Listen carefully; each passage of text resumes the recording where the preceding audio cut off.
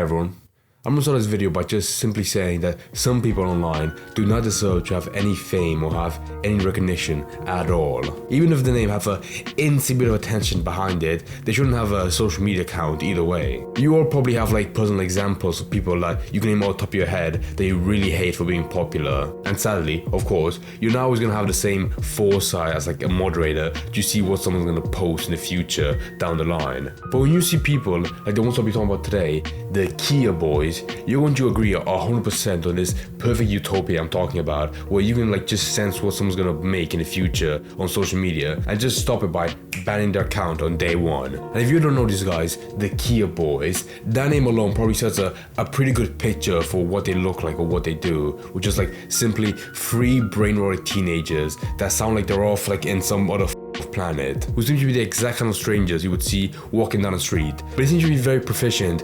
somehow at hardwiring and stealing cars, and you won't believe what brand they love to steal the most. Yo, I'm YK Swervo. So for now, Trench. I'm CT Kia Boys. CT Kia Boys, we on top.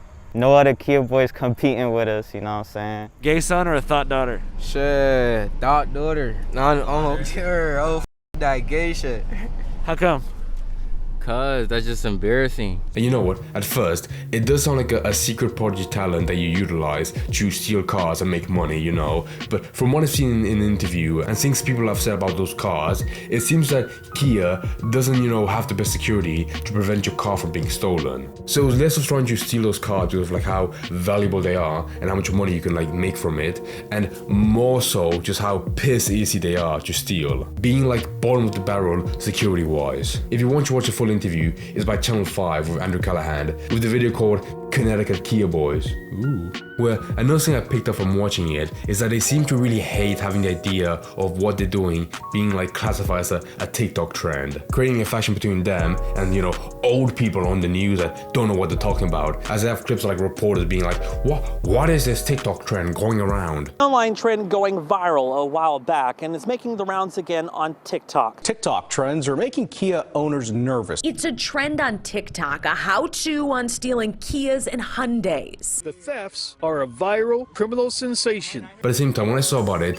when you have an account on Instagram showing clips of you stealing cars and you have that moniker Kia Boys, you're already like branding in it away so you seem more recognizable. Like you could leave it at people just calling you like those guys that steal Kia cars, but by putting that huge billboard of like Kia Boys, then yeah, it does seem like you want everyone to know that you are those guys specifically. And I have to put this somewhere in the video, but I hate how they say TikTok on Instagram. 40,000 followers later, we're the biggest on IG. The news likes to target TikTok. So whatever's on TikTok, they're gonna say that's a TikTok trend, that's a TikTok challenge, but this shit was never for TikTok. TikTok, IG, post a clip on TikTok, blows up. Watching them talk about like the crime as a business point of view, they made me realize there really should be like a different category for people like this mentally handicapped. Because they mentioned like how they steal the cars, so they have to do something with it, like sell it. Duh, of course. But from what they said, the lowest to the highest they make in profit can be anywhere from $50 to $100, $100 fucking dollars to commit a crime and have that small chance of being caught later in the future. Legitimately, you're not only that dumb for, you know, committing the crime, of course,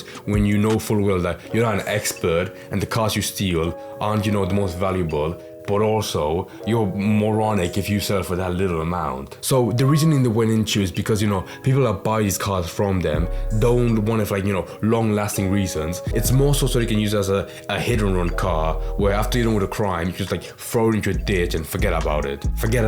So yeah, sadly, if you're hoping for a miracle of a deal for $50, odds are if you drive within a week, the police would find you like the car that you bought and you give it back to like the actual owner.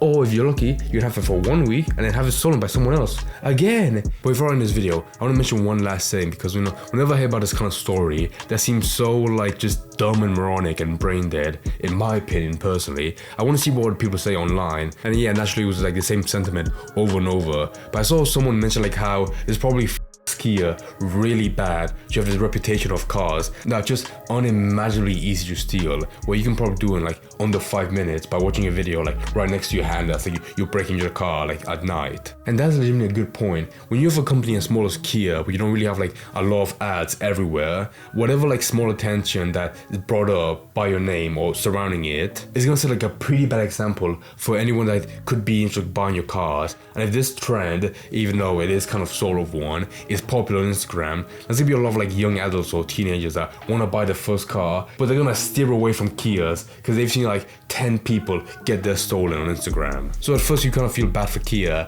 but at the same time it's also like karma coming back to bite you in the ass for making like such shitty cars with like bad security when it's like probably the easiest thing to install and probably just cost pennies, you know, for production value when you make it. Like, come on.